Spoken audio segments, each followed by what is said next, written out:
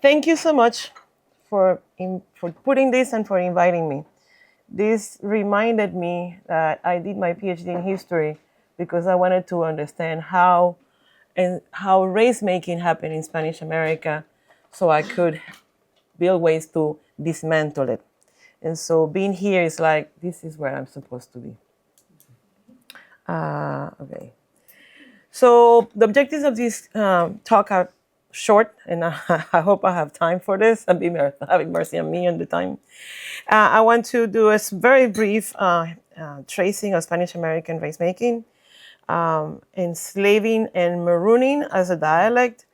Talk about Haiti, the Maroon state, and I'll explain what maroon is, and some strategies to overcome explicit form of racial inclusion. And looking into some ideas, educational ideas that are in place right now and ideas we could develop. And so our human tendency, because of who we are, I should also say that I'm a historian, but I'm also a biologist. So one of the elements of our DNA balances in what some people call the yin and yang, and I call it competition and comparison. And if we think about it, competition most likely can fit into the patriarchal aspect of ourselves and cooperating into the more feminine aspect of ourselves. Unfortunately, patriarchy, the process of ordering and enslaving, has been a part we haven't been able to unpack from our humanness. So enslavement in the Americas has a particularity that is perhaps much recent as compared to other forms of slavery. It impacted original peoples, but after 1540s, the Spanish crown passed legislation making them vassals of the Spanish Empire, and therefore they could no longer be enslaved, which means that it shifted enslavement towards African almost exclusively. So one thing I want to bring to you is that the word bozal, which was used significantly to define recently enslaved African who just set foot in the Americas, actually is a word that at the beginning in the medieval period through the Renaissance meant someone who spoke Spanish or a European language with a syntax or an accent, someone who learned the European language not in the schooling system but in the everyday. So that's what a bozal was. People from the Canary Islands were also called bozal. So it did not have that connotation. And so, but as more Africans were enslaved and brought to the American continent, then the word bozal began to change. One thing that is crucial in the process of race making in the Americas is the transatlantic trade of captive Africans. I actually see this as a historical trauma, and that's why we're here today, to try to undo and to heal from that trauma. By 1621, so the first Africans arrived to the Americas in the very early 1500s, the first one who arrived enslaved. Because with Columbus trips, there were Africans, Afro-Iberians, and with the first exploration trip, there were also people of African descent or Afro-Iberians. But by 1621, the Covarrubias Spanish Dictionary mentioned that bozal is an African who only knows his language. And that would deteriorate further to then equating the word bozal or the person bozal with the pieza de Indias, which was perhaps one of the first currency of capitalism. Pieza de Indias referred to a piece of cloth that was exchanged for a young man between 18 and 35 years old, or a woman and a baby, or an elder person with two babies, or so forth. So it was a currency that was established by the Portuguese and the Spaniards, as they were the first one to engage in the transatlantic trade of captive Africans. By 1700, as Mara spoke yesterday, Spanish America had created this subdivision in castas and calidad. So the difference of the rationale for enslaving at first has been religion. who was and who wasn't Roman Catholic. Hello, even Orthodox Catholic from Greece at some point in the medieval period could be enslaved. By the 1600, that's changing, and by the 1700, enslavement had nothing to do with spirituality and religion, but with phenotype. So one thing for understand is how this was a gradual process. It was not intentional. It was something that emerged out of consistently trading humans who had a physical appearance that became to traders and merchants and enslavers a common sight. Um, by the mid 1700, most colonies in the Americas recognized gradients of mixing of mixed people from Africans, Black, white, and Indians. And in Spanish America, there was a long category, as you remember, Mara showed of casta paintings. But I should add that there were casta paintings made in Mexico that had certain characteristics, and there were casta paintings also made in Peru. While the casta paintings in Mexico perceived that a person of Indian or European descent could mix and mix and mix with more Europeans and become Spaniard. In the Peruvian context, interesting, a person of African descent could mix and mix and mix with white and achieve casi limpio de su origen, almost clean of the original origin. Of course, the African origin, because the idea was to turn into white, the process of whitening. So by this time, whiteness represented rights and power. Now, marooning, also called African diaspora epistemologies, and to me is centrally my work, because my work has been trying to understand how the subjectivities of Africans and enslaved Africans. So people who were enslaved did not accept being enslaved. And so normally we are given perceptions of perpetual enormous victimhood.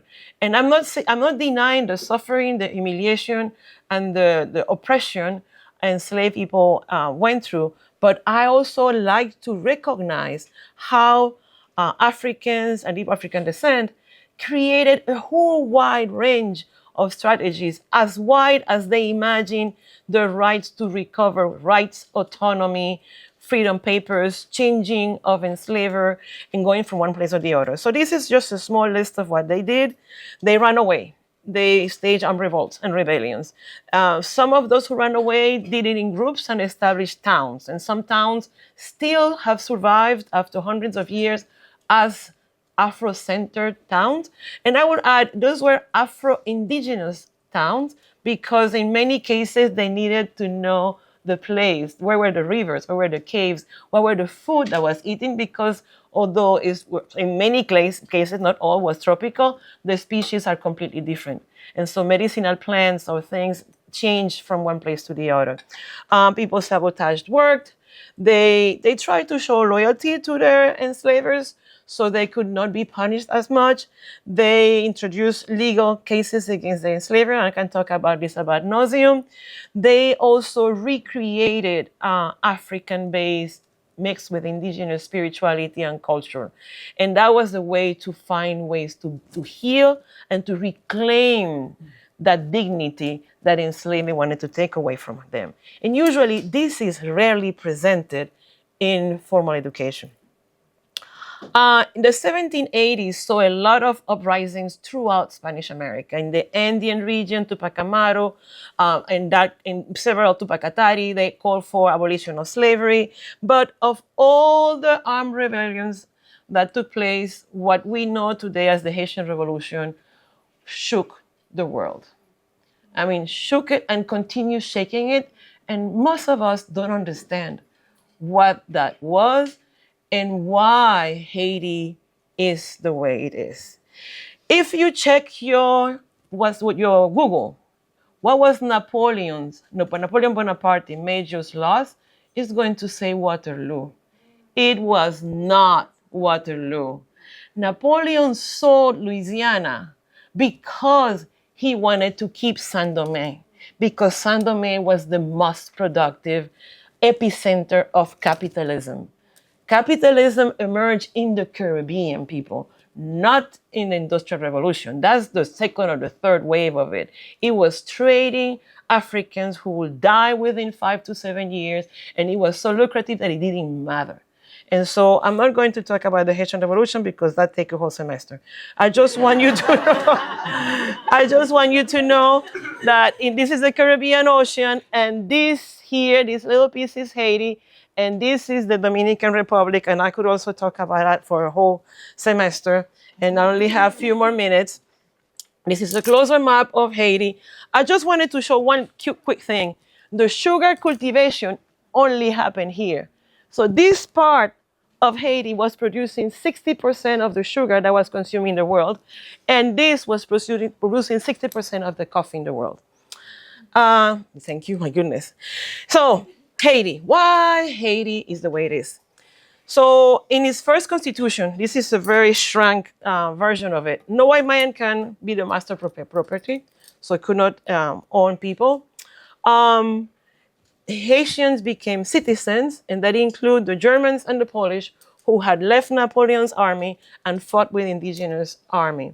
And then they also came in this article, which is really summarized that everyone who was a citizen of Haiti would be known as Black, including the Polish, the German, and the French women.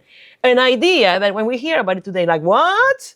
The Polish and the German, Black as well? Well, think about it, how outrageously progressive that was and how difficult to this day it is for us to embrace it. Not even Haitians were able to hold it because it was gone in the next constitution. Now, Haiti. Haiti assisted Spanish-American Wars of Independence in 1806, 1815, 1816, and it helped Greek Wars of Independence in 1822.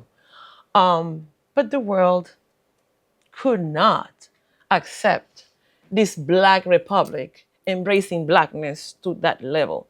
In addition, this was a group of Africans who seized the most important port. And so nobody recognized Haiti until 1864. And since then, there's been a whole sabotage.